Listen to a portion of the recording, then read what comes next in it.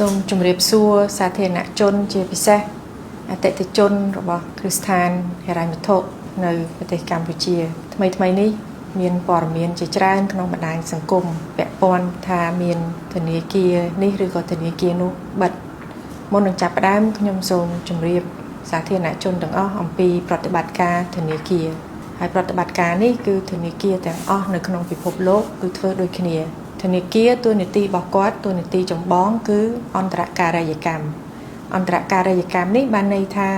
គាត់ទទួលប្រាក់បញ្ញើពីអ្នកដែលមានលុយលើសហើយមិនទាន់មានចាំបាច់ប្រើប្រាស់ហើយគាត់ផ្ដល់លុយនោះទៅឲ្យអ្នកដែល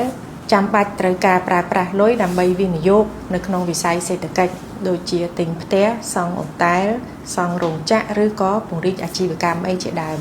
ការធ្វើបែបនេះគឺធ្វើឲ្យចរន្តសេដ្ឋកិច្ចមានដំណើរការបានន័យថាលុយដែលមិនទាន់ប្រើប្រាស់អាចយកទៅប្រើប្រាស់នៅក្នុងវិស័យសេដ្ឋកិច្ចបាននៅក្នុងប្រតិបត្តិការធនាគារជាទូទៅគាត់ទទួលប្រាក់បញ្ញើមកគាត់ទុកតែមួយផ្នែកទូចដើម្បីបម្រើតម្រូវការរបស់អ្នកដែលដាក់ប្រាក់បញ្ញើអញ្ចឹងអ្នកដាក់ប្រាក់បញ្ញើមួយចំនួនគាត់អត់ទាន់ចាំបាច់ប្រើប្រាស់ប្រាក់គាត់អាចយកប្រាក់ទាំងនោះទៅដាក់ជា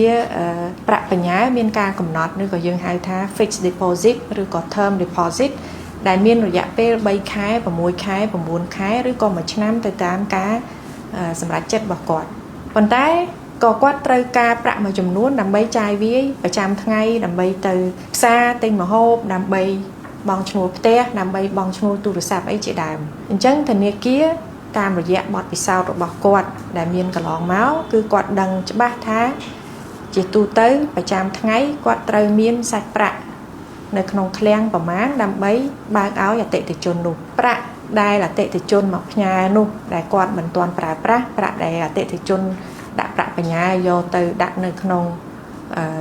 term deposit ឬក៏ fixed deposit នេះគាត់នឹងយកទៅឲ្យអតិថិជនរបស់គាត់មួយចំហៀងទៀតបានន័យថាអ្នកដែលខ្ចីនោះជាទូទៅការដែលគាត់ខ្ចីគឺគាត់មិនមែនខ្ចី3ខែ6ខែទេជាទូទៅគឺគាត់ខ្ចីរយៈពេលវែងគាត់ខ្ចីបើអ្នកទិញផ្ទះគាត់អាចខ្ចីរហូតដល់ទៅ20ឆ្នាំអ្នកដែលគាត់ទៅពង្រីករោងចក្រគាត់អាចខ្ចី5ឆ្នាំឬក៏រយៈពេលវែងជាងនេះឬក៏ខ្លីជាងនេះប៉ុន្តែជាទូទៅគឺរយៈពេលវែងអញ្ចឹងធនាគារគាត់ត្រូវធ្វើយ៉ាងដូចម្ដេចគាត់ត្រូវធ្វើម៉េចឲ្យពេលវេលានៃការកំណត់ការដាក់ប្រាក់បញ្ញើនិងការខ្ចីនោះឲ្យវាស៊ីគ្នាអញ្ចឹងគាត់អាចដាក់លោកសុកគាត់ដាក់1ឆ្នាំអញ្ចឹងគាត់ឲ្យទៅលោកសៅខ្ចីនៅពេលដែលដល់ពេលវេលារបស់លោកសុកត្រូវដកលុយគាត់យកលុយរបស់លោកច័ន្ទដែលដាក់មក1ឆ្នាំក្រោយមកយកមកឲ្យទៅលោកសុកនេះគឺជាប្រតិបត្តិការរបស់ធនាគារអញ្ចឹងហើយក្នុងរយៈពេលវែងគឺធនាគារតែងតែមានសាច់ប្រាក់ឬក៏យើងហៅថាសន្តានាភាពគ្រប់គ្រាន់ដើម្បីបើកឲ្យអ្នកដាក់ប្រាក់បញ្ញើក៏ប៉ុន្តែក្នុងពេលដែលអតិថិជនអ្នកដាក់ប្រាក់បញ្ញើគាត់សម្រុកមកដកប្រាក់ពីគ្រឹះស្ថាននោះទាំងអស់ក្នុងពេលតែមួយបានន័យថាលោកច័ន្ទលោកសុកហើយនិងអ្នកដទៃទៀតដែលគាត់ដាក់ប្រាក់បញ្ញើនៅធនាគារគាត់មកដកប្រាក់គាត់ទាំងអស់មិនមែនតែប្រាក់សម្រាប់ចាយវាយប្រចាំថ្ងៃទៅផ្សារប៉ុន្តែគាត់ដកប្រាក់ដែលគាត់ដាក់នៅក្នុង fixed deposit និង term deposit ទាំងអស់ក្នុងពេលតែមួយពេលនោះធនាគារគឺគាត់ជួបនឹងបញ្ហាសន្តានាភាពបានន័យថាលុយគាត់បង្វិលអត់ទាន់មិនមែនថាគាត់អត់មានលុយសងទេក៏ប៉ុន្តែគាត់បង្វិលអត់ទាន់ដោយសារអី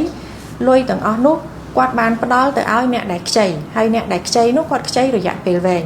ដូច្នេះហើយបើសិនជាទាំងអស់គ្នាមកទារប្រាក់ទាំងអស់ក្នុងពេលតែមួយធនាគារគាត់ក៏ត្រូវតែទារពីអ្នកដែលគាត់ឲ្យខ្ចីនោះទាំងអស់ក្នុងពេលតែមួយហើយដោយបងប្អូនយើងដឹងស្រាប់ហើយអ្នកដែលខ្ចីតាមការធ្វើអាជីវកម្មរបស់គាត់គឺគាត់គ្មានលទ្ធភាពនឹងសងទាំងអស់ក្នុងពេលតែមួយទេគេខ្ចីគាត់ត្រៀមសងធនាគារក្នុងរយៈពេល5ឆ្នាំតទៅមុខស្រាប់តែធនាគារឥឡូវមកទារមិនខ្ចីមិនទាន់បាន1ឆ្នាំផងមកទារពីគាត់គឺគាត់រកលទ្ធភាពមកសងវិញក៏អត់បានដែរកន្លែងនេះហើយដែលធ្វើឲ្យមានបញ្ហាដូច្នេះហើយបើសិនជាអ្នកដាក់ប្រាក់បញ្ញើទាំងអស់មកដកប្រាក់ខ្លួនឯងទាំងអស់ក្នុងពេលតែមួយវាជារឿងធម្មតាទេដែលធនាគារមិនមានសាច់ប្រាក់